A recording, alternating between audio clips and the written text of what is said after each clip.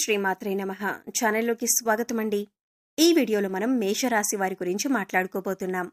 June 5-6 తేదీల్లో ఈ రాశి వారి యొక్క రాశి ఫలాలు చూస్తున్నట్లయితే వీరు 500 కోట్లకు అధిపతి కాబోతున్నారు. ఇక వీరికి నక్కతోక తొక్కినట్లే, అంటే రాజయోగం పట్టి 500 కోట్లకు అధిపతిగా మారబోతూ ఉన్నారు. అయితే ఈ రాశివారు ఈ సమయంలో ఏ విధంగా 500 కోట్లకు అధిపతి కాబోతున్నారు, వీరు తీసుకోవలసిన జాగ్రత్తలేంటి, అలాగే ఈ సమయంలో మీరు చేసుకోవలసిన దేవతారాధన, అలాగే పాటించవలసిన పరిహారాల గురించి ఈ వీడియోలో మనం వివరంగా తెలుసుకుందాం. కానీ అంతకంటే ముందుగా మీరు కనుక మన ఛానల్ని ఇప్పటి వరకు సబ్స్క్రైబ్ చేసుకోకపోతే సబ్స్క్రైబ్ చేసుకొని పక్కనే వచ్చిన బెల్ ఐకాన్ నొక్కి ఆల్ సెలెక్ట్ చేసుకుంటే మేము ఇలాంటి వీడియోస్ అప్లోడ్ చేయగానే ముందుగా మీకు నోటిఫికేషన్ వస్తుంది. అలాగే వీడియోని ఎక్కడా కూడా స్కిప్ చేయకుండా చివరి వరకు చూస్తేనే మేమేం చెబుతున్నామో మీకు పూర్తిగా అర్థమవుతుంది. ఇక వివరాల్లోకి వెళ్ళిపోతే, ముందుగా ఈ రాశివారి వ్యక్తిత్వాన్ని మనం పరిశీలించినట్లయితే వీరు చాలా మంచి వ్యక్తులని చెప్పుకోవచ్చు.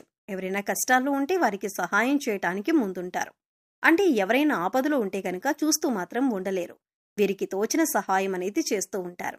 అలాగే ఈ రాశి వారికి సమాజంలో మంచి పేరు ప్రతిష్ట పొందాలని, ఎక్కువగా అందరినీ కూడా ఆకట్టుకోవాలని అనుకుంటూ ఉంటారు. కనుక ఈ రాశి వారికి సమాజంలో మంచి పేరు, గౌరవం ఉంటుంది.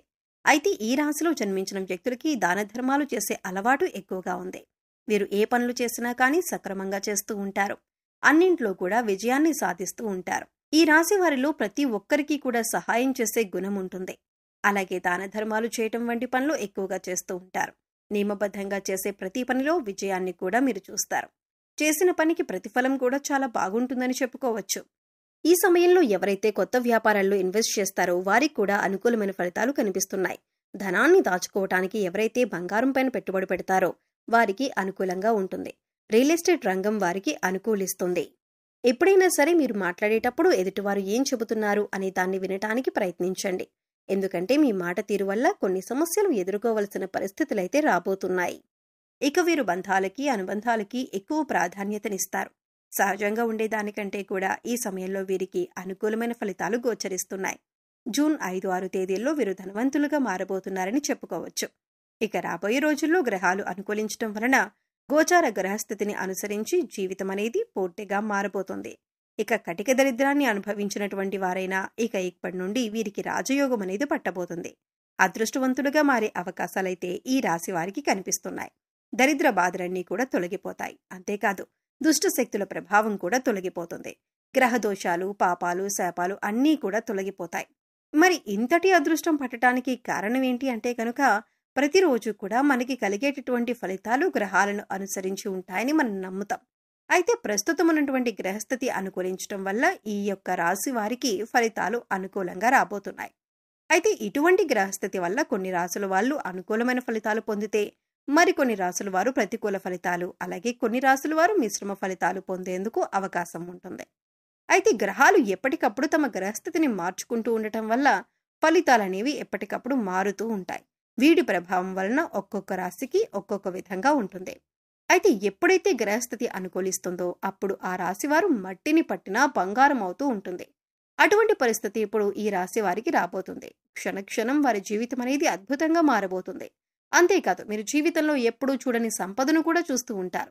ఎందుకలా అవుతుందంటే గనక ఇప్పుడు మనం ఇప్పటిదాకా ఎన్నో న్యూస్లు వినే ఉంటాం. రాత్రికి రాత్రి కోటీశ్వర్లయ్యారు, జీవితం మారిపోయిందని ఇటువంటి కొన్ని వార్తలు వింటూ ఉంటాం. మరి అది ఎలా జరుగుతుంది అంటే ఖచ్చితంగా మనకు గ్రహాలు, రాశులు, నక్షత్రాలు అన్నీ కూడా అనుకూలించడంతో పాటు కాస్త దైవానుగ్రహం కూడా తోడవుతుంది. అంటే రాశి వారిపై ప్రత్యేకమైన భగవంతుడి అనుగ్రహం ఉంటుంది. ఇక లక్ష్మీదేవి కటాక్షం ఎక్కడైతే ఉంటుందో అక్కడ రాశివారు లక్ష్మీ కటాక్షం పొందుతారు అనటంలో ఎటువంటి అతిశయోక్తి లేదు. ఈ విధంగా లక్ష్మీదేవి కటాక్షంతో రాత్రికి రాత్రే కోటీశ్వర్లైన వారు కూడా ఉన్నారు.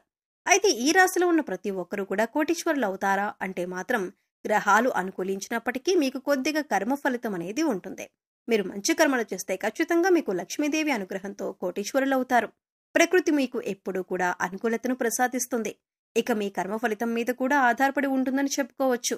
కనుక ఎప్పుడూ కూడా మంచి ఆలోచించాలి, ఎదుటివారికి మంచి చేయాలి అనే విషయాన్ని మన పెద్దవాళ్లు ఎప్పుడూ చెబుతూ ఉంటారు. దీనినే కర్మ ఫలితం అంటారు. ఈ విషయం ప్రతి ఒక్కరూ గమనించాలి.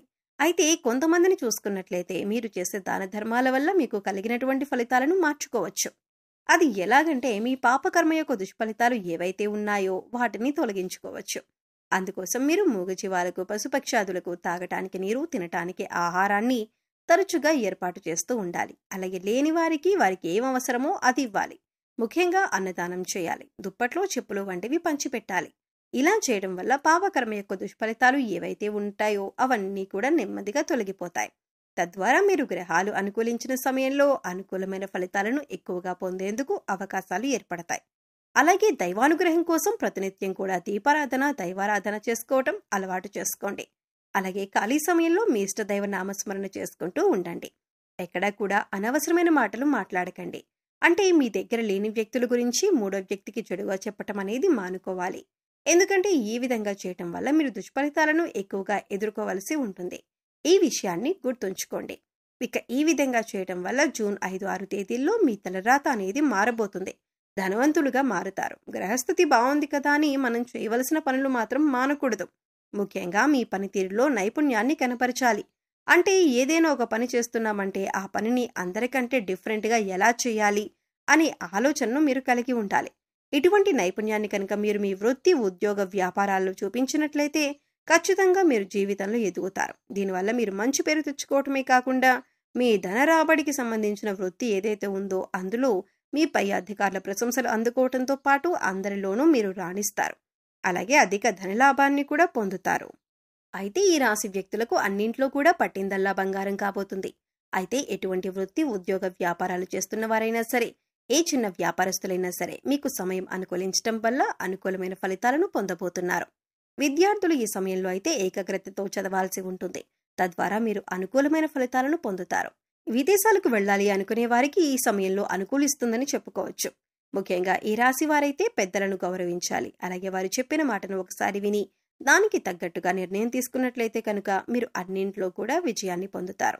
అనుభవజ్ఞుల సలహాలు మీకు ఎంతగానో ఉపయోగపడతాయి. ఈ విషయాన్ని గమనించండి.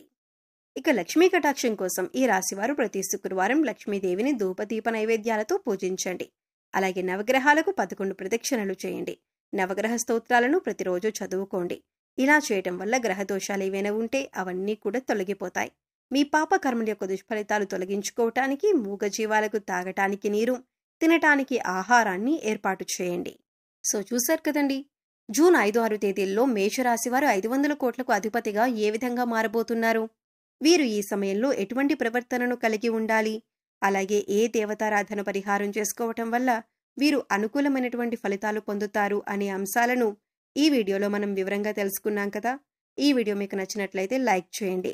మీ ఫ్రెండ్స్ అండ్ ఫ్యామిలీ మెంబర్స్లో మేషరాశి వారు ఎవరైనా ఉంటే వారితో ఈ వీడియోని షేర్ చేసుకోండి.